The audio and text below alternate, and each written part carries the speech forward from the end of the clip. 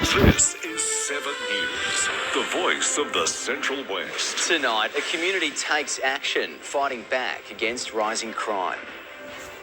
Some of our quiet achievers recognised in the King's Birthday Honours. I'm Daniel Gibson. Later on this news hour, growing fears that supermarkets could hike up the price of eggs. And Peter Costello's resignation sparks calls for Nine's CEO to step down. 7 News begins now. Good evening. One of our local communities is fighting back tonight, fed up with constant break-ins, thefts and assaults. Canamble residents and businesses have joined forces to protect their own after feeling neglected by a failing justice system. Outside a home, armed with a weapon, it's the frightening picture that captures the stark reality Canamble residents are living with. Yeah, we've actually had 10 four-wheelers stolen in the last 8 months. In a separate but recent incident, police officers were allegedly kicked and assaulted, one of them bitten on the thumb while arresting a man who punched and shattered a business window. A lot of this stuff is preventable, and we feel that as a small town we've been neglected for a fair while.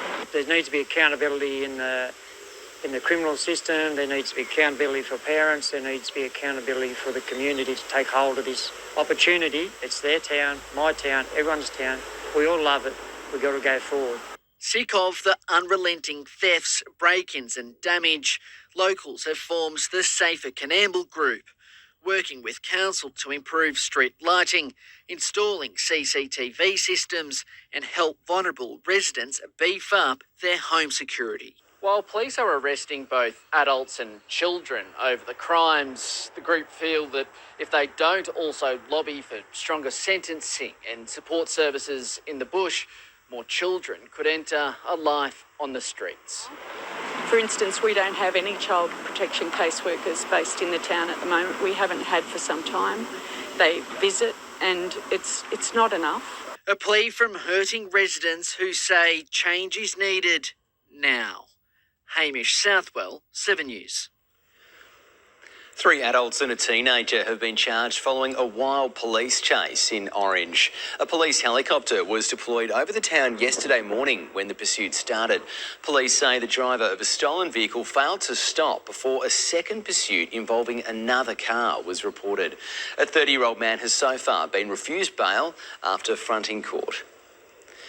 A 31-year-old man from Melbourne allegedly linked to the illegal drug trade has been pulled over and charged by Dubbo Highway Patrol officers. While stopped along the Golden Highway, officers found 3 sets of cloned number plates as well as $69,000 in cash. Police say initial investigations show the cash is the proceeds of the sale of illegal drugs. There's a concerning link between fuel and car theft that's putting police under the pump. Now there's a desperate plea for local service stations to take action. Stealing fuel in stolen vehicles, a serious crime steering police to local petrol stations. They filled up their car, it was a stolen car, and then they just threw the pump on the ground and drove over it and broke it. Police say the offence is most common between midnight and 6 a.m, when offenders drive off with topped-up tanks. So locking fuel pumps during these peak times is one way to reduce the crime that's continuing to rise. A lot of these offences, these people are getting out of high-end cars, 15, 16-year-old kids in the middle of the night, and then they're just filling up the cars and going on and committing further offences. If locks were in place, customers would be forced to pay for petrol at the register before filling up. A move Inspector Jason Darcy believes would also help police to identify the culprits. A simple little strategy of pay before you pump, removing your hoodie and your sunglasses and your mask when you're at the register makes it easy to identify. Help us and we'll lock these people up quickly. Police say they want to work with service stations to implement some of these strategies, but it's also about ensuring the safety of workers, particularly at night time. I do get a bit iffy when I'm locking up and it's like 10:30 or something. Like here, we're not allowed to go out after 9. It's up to the service stations to decide whether to make the changes, but police are hoping with the help of the community, they can get the message across. Lauren Evans, 7 News. A community campaigner in a small central west town is being celebrated in the King's Birthday Honours. Rhonda Watt has received an Order of Australia medal for her work keeping Cumnock on the map. Managing a farm of 4,000 sheep by day and by night. Setting up, doing applications or just trying to finalise whatever I can. And on one of those nights is when an email landed in Rhonda Watt's inbox. It came through as an email. I actually thought it was a hoax, so I deleted it. A message signed from the Governor-General's office that was too unbelievable to be true. You know, it just looked a bit random as it comes through as an email, and really, who would have thought? But in a town with less than 500 people, that email confirmed Rhonda Watt's place as an Order of Australia medalist. I don't like talking about myself, but I can talk about Cumnock until the cows come home. So it is important, I think, just that, you know, these things are put on the plate. Now dedicating the honour to a town which is fighting to stay on the map. A lot of the facilities here were built with a great plan in mind, and so I think it's our duty to maintain that and improve it. A duty Mrs. Watt and her Progress Association carries with pride. They've seen businesses come back to life, parks flourish, and buildings restored. I think really we're the helm of the community, you know, we're the go-to group, we're the ones who think up great ideas as well. Ideas, she says, are only made possible with the people around her. The steering wheel only works if the rest of it comes along with you. A remarkable achievement for the town that's left Mrs. Watt still wondering who put her up for it. Declan Milton, 7 News. And there's more Central West locals making the King's Birthday Honours list. 10 locals from Cobar through to Lithgow have all been recognised, including legendary cricketer Glenn McGrath. Also featured are some of the region's heroes in our emergency services. Mrs. Colleen Boucher is an Order of Australia recipient for her work running the Cadets Unit in Cobar. Oh, a very proud moment. I mean, some of the responses this morning, I've gone back to those ex-cadets and said, you know, you're one of our success stories. Colleen says she's been inundated with messages of support from the community. Thousands of people have descended on Dubbo this long weekend for New South Wales Rugby State Championships. Motels were packed and local pubs and cafes saw a roaring trade, all thanks to the 35 teams. It's the on-field action that brought almost $3 million into the local economy. Teams battled it out for state championship glory at Apex Oval, but the real winner was Dubbo. Really showcases the local community and what we have to offer, not just with our sporting facilities, but also what we have around town with our local pubs and clubs and other attractions. So it's really good. To fuel the kids' stellar performances on the pitch, mums, dads and carers were spending up big at local eateries and supermarkets. Dubbo is one of 6 venues running at the moment for different age groups across the state championships.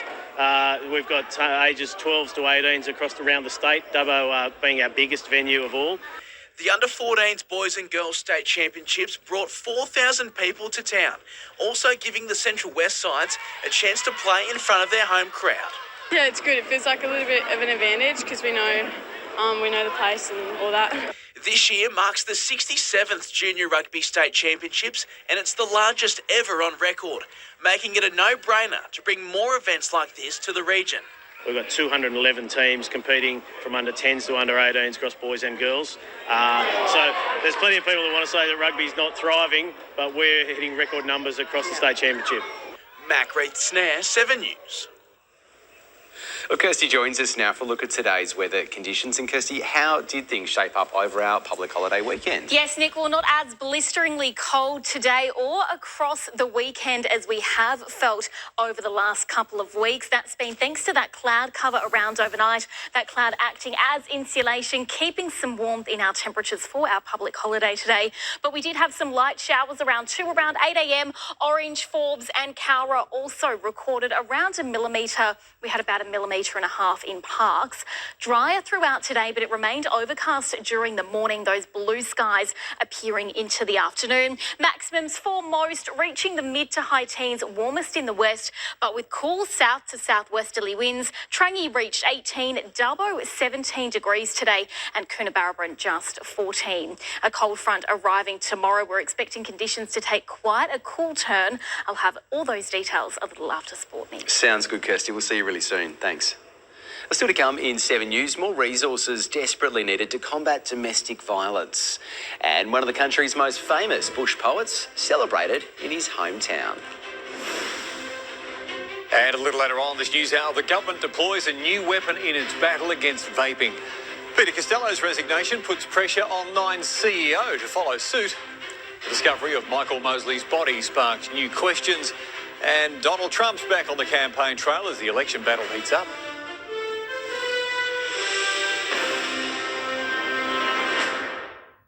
Well, there are serious concerns tonight about wait times for men who are seeking help to change their behaviour towards women, with Riverina authorities recording more than 1,000 domestic violence offences last year. Each passing day puts victims' lives at risk.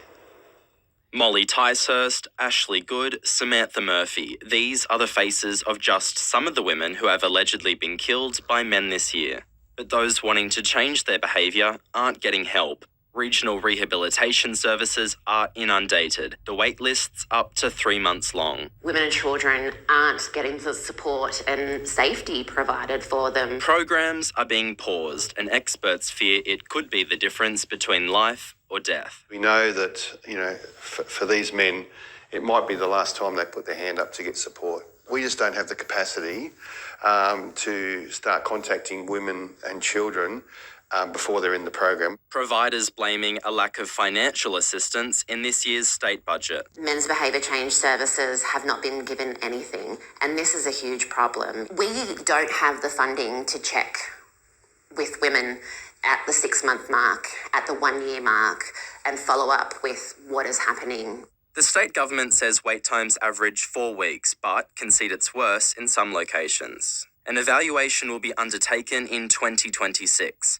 One option, a residential model for men to keep women in their own homes. Perhaps we can provide low-cost accommodation alternatives while they continue to maintain their financial contribution to the family environment of which they've used violence. A plan aimed at helping women and children from becoming another statistic. If we can work with the perpetrator, we're less likely to have a victim.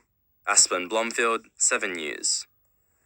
And if you or anyone you know needs support, you can contact 1-800-RESPECT. That's 1-800-737-732. Well, it's not every day you see Grenfell heaving with thousands of people, but locals and tourists have flocked to town for the 65th Henry Lawson Festival, celebrating the legendary bush poet. The face synonymous with a town. Celebrating Henry Lawson, the wonderful bush poet, the inspiration for many people in this community. And its love for bush poetry. Henry Lawson was the poet of the battler, he was the poet of the drovers and the miners, of the people who were left alone in tough times and who forged their life out here in the bush. On Grenfell's transformed main street, thousands are out in force for a Henry Lawson festival in its 65th year. Put the word out from above for good weather, and it's been provided. Huge crowds, good to see everybody coming together and celebrating what it is to be part of a small community. Each person making it their own to remember Henry in his hometown. From the kid-sized tractors to staging up the horse and cart. See the street absolutely thronged with people, with businesses, with excitement, with the fabulous floats that we've just seen go past is really exciting and really reassuring. That's proving a big hit to the local economy. This provides our businesses and the people in Grenfell and our local community organisation an opportunity to raise funds, much needed funds. A 65-year past that is no doubt in good stead for the future. Declan Milton, 7 News.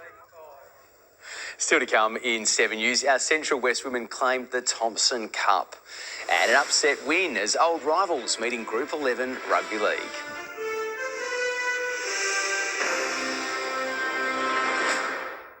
Welcome back. Central West Rugby Union's Thomson Cup side has taken out the country championships. The women avenging last year's grand final loss with a dominant performance against Hunter. Gunning for Thomson Cup revenge, the Central West women came out of the blocks firing in the country champs decider. Throws the dummy and goes herself and is going to get there nicely.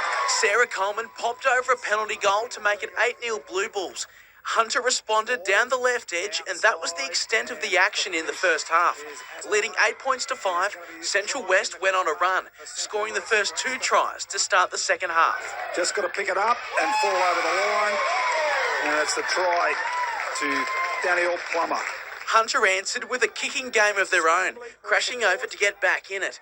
The Blue Bulls led 20 points to 10 and were looking to put the game to bed. They did so through a Bathurst Bulldog star. Try in the corner for Tiana Anderson. Sarah Coleman kicked another penalty goal to put the Central West win on ice. The Blue Bulls conquering New South Wales Country Rugby once again, 28-10 over Hunter. And congratulations to Central West, who are our Thomson Cup champions for 2024. If you mess with the bull, you get the horns. Mac Reed Snare, 7 News. The Blue Bulls Coldwell Cup side has fallen short of back-to-back titles, but are still coming home with some silverware. After a loss to Hunter and a draw with Illawarra on day one of the country championships, Central West were forced to settle for the Richardson Shield final. Up against Central North, Peter Fitzsimmons' men were out to prove a point. The Blue Bulls crushed the Kookaburras to end their campaign on a bittersweet note. One bad game at the start of the day, and you can't afford to do that. To have a draw with Illawarra, who were in the final, shows the standard that we can play, but just too slow out of the gates against Newcastle. The Central West winning the Richardson Shield final 55 points to 20 points. Forbes has staged an almighty upset over long-time rivals in the Peter McDonald Premiership. The Group 11 Rugby League powerhouses went head-to-head in their annual long weekend clash. Entering the arena for one of the biggest rivalry games in all of Central West sport, Park Spacemen up against Forbes Magpies. An electric atmosphere filled Pioneer Oval. Well over 1,000 punters packed in as the hosts opened their account first. In true derby fashion, Forbes responded minutes later. A Toby Herford kick fell into the hands of Cooper Martin for the visitors' second, before Ben Maguire crashed over for his brace. Forbes skipper Nick Greenhalgh was pulling all the right strings at halfback, the Magpies scoring 4 unanswered tries. It wouldn't be a Parks-Forbes clash without a bit of carnage, big shots and strapping tape aplenty. Down 22-4 at half-time, the second half was when the Spacemen came back to earth. 3 straight tries saw the home side ignite the local crowd, turning the game on its head. Parks pulled within a try of Forbes. With minutes remaining, the Spacemen made one last dash for the line, but the Magpies repelled them. 5th placed Forbes upsetting 2nd placed Parks in a derby for the ages.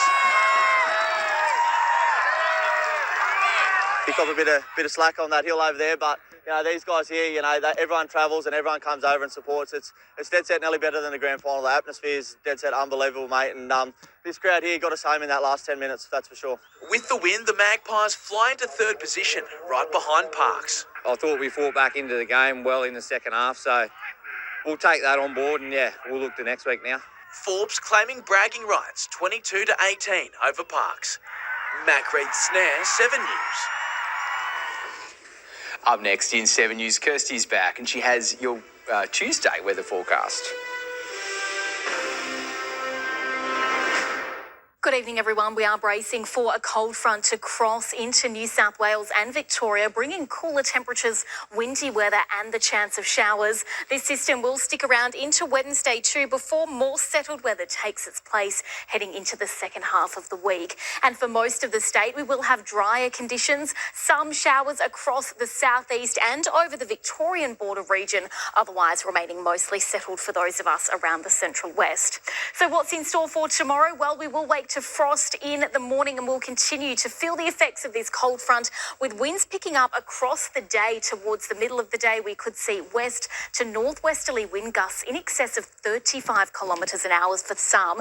Those winds likely to impact our wind chill factor, making our temperatures feel quite a bit cooler. Patchy cloud, and later in the day, we're likely to see some scattered showers, no more than just a couple of millimetres.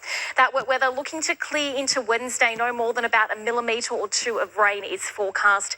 Our overnight lows still remaining fairly cool, Dubbo down to 7, but it's our winds that will take a much chillier turn, tracking west to southwesterly. Those winds bringing that chilly, icy air in from the south could reach as much as 40 kilometres an hour through the tablelands.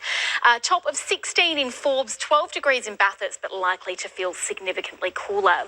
Skies will begin to dry out on Thursday though, and we'll see much cooler overnight lows as a result of those clearer conditions. Remaining chilly though, Dubbo 14 degrees, Forbes reaching a top of 13, well below average for this time of year. For the tablelands, frost is likely in the morning as we feel those minimums dip below freezing. -2 for Bathurst, -2 also for Orange and in Young. We will have similar weather heading into Friday, those cool and frosty mornings sticking about. Clear skies also on the horizon. Our main feature, aside from some showers over the next couple of days, some very windy weather. We'll certainly need to keep our hands on our hats. Nick, going to be very brief. We're definitely going to need to, Kirstie. It's looking very chilly indeed. Thank you. And that's your local news for tonight. Thanks for watching. You can always catch up on 7plus. Right now, Dan's got your latest national news. Have a lovely evening, and Kirstie and I will see you tomorrow at 6 o'clock.